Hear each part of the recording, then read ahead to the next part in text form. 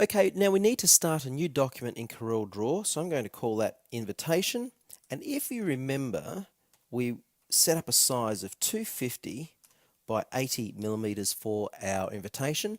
I want to work in CMYK because I'm going to professional print, 300 DPI therefore, and I always work in enhanced mode, so click OK. And now we want to import, so up to import. Okay, we'll come down and select the invitation. So click on the invitation, you can see a preview, and click import. I'll then tap enter on my keyboard, and that perfectly centers that import to my page. Now the first thing I want to do is select my rectangle tool. I'm going to just highlight the area of our little picture of the tree here.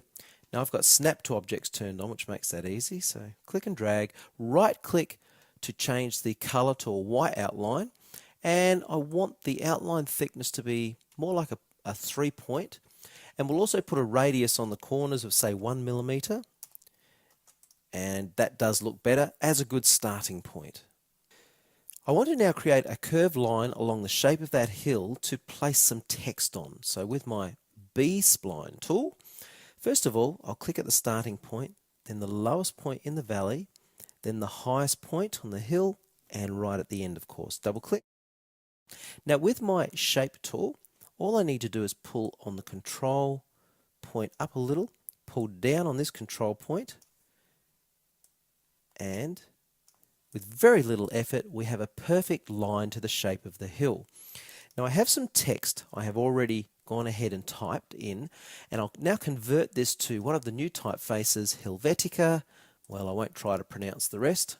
Select my text, up to the text menu, and choose Fit Text to Path. Hover my arrow over the path, and as I move, of course, it moves with me. Click, and then I'll click on the color white to make it white in color. Now I want the words ours to share to fit perfectly inside my rectangle. So what I might do is with my shape tool, I'll just increase the spacing, I should say, between the actual letters. Just move to the right a little, and we're almost there, and ours to share has lined up fairly well. Not quite right here. So I'll highlight all the little nodes underneath every letter, and then if I just select one, I can drag back to the left just a little, and look at that, almost a perfect fit. A little bit more. So now we've got our letters ours to share sitting inside. See the little comma there? Again, select, move back to the left just a little. There we go. And that's looking really good. We'll go ahead now and add a drop shadow. I'll first of all select the line, right click, remove the color, and come over and select the drop shadow tool. Now this will really help to kick this white text off the page. So select the middle, drag, always over accentuate a little, and then come back to where you think is about right. Now by lowering the feathering, say to a value of 4, that sharpens the shadow. And I think what we'll do is just select all the text and use the arrow key on my keyboard to arrow up a little. Now you can see the advantage of when in photo paint we increase the contrast of the hill, so the lighter area and the darker area is really helping that to stand off the page. Now I'm going to paste down some more text that I've created, and again we'll shrink that down in size, pop that there, make it white in color, and again we need to choose that same typeface, and we'll zoom in. I want to place an environmentally friendly picture here, so I think what I'll do is select the Artistic Media tool, choose Sprayer, and if we go with Footprint and choose an interesting animal style footprint, okay, I'll click that one. Point size of my text is around 6, so if we come to say a value of say 12 up here, click and drag, and I'll make that white in color, and just move it to there, and then we'll make another one slightly smaller, click and drag, white in color, and just place that there. That kind of looks cute and really suits the image, doesn't it? So we'll just zoom out using F4 on my keyboard.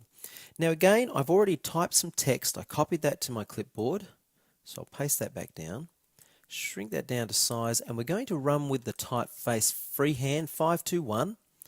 Make that white in color, so a quick left click. I'm using this style now of font because it more suits the area we're about to create, an area you can write in. All right, when you deselect, on the property bar there is an option here called duplicate distance. Now I'm going to type in some values and then I'll explain to you why I have done this. So -4 there. If I now select my freehand tool and then click finger on control to constrain to a straight line and drag, click again. Now what I'm going to do, I'll first right click and make that white in color. I'm now going to use the keyboard shortcut Control D, D for dog. Now as I do it again and again and again, you can see I have a perfect spacing between all of those lines. Well, that spacing was based on the options I set here. So for X being 0, there was no left or right movement.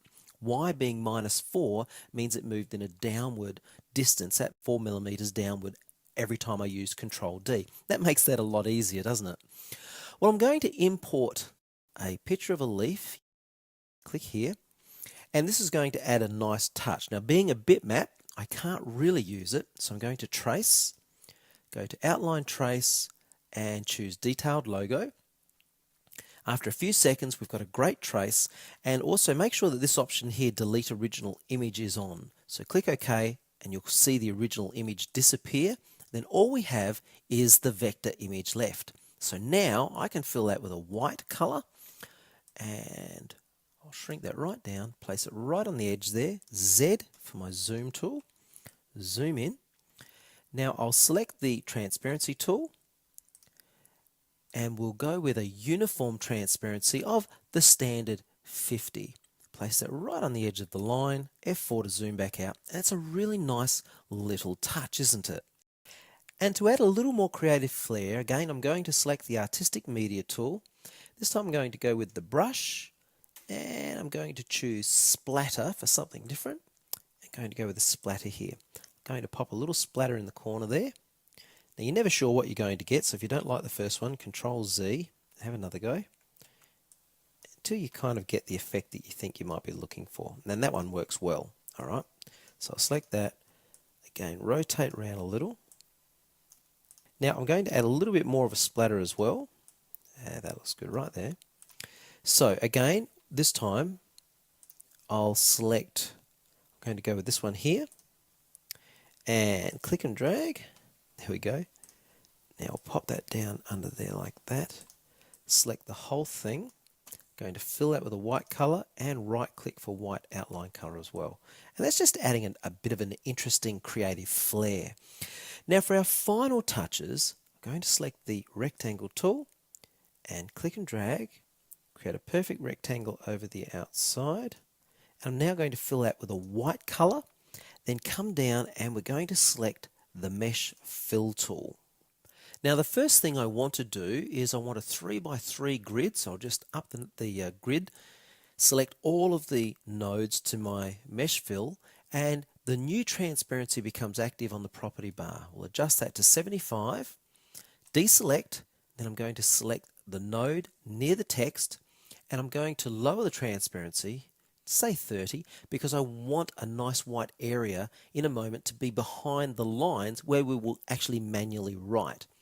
Now to move on, I'm going to actually come up to Tools and turn on the Object Manager, just to highlight how easy this makes working on a particular subject matter like this.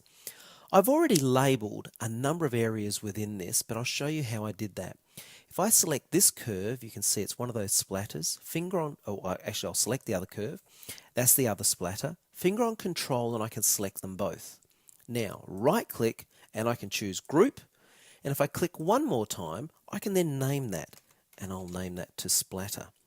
Now the reason I've done this is so that you can see that as I select any one of these, I highlight that particular object or group of objects within the Docker.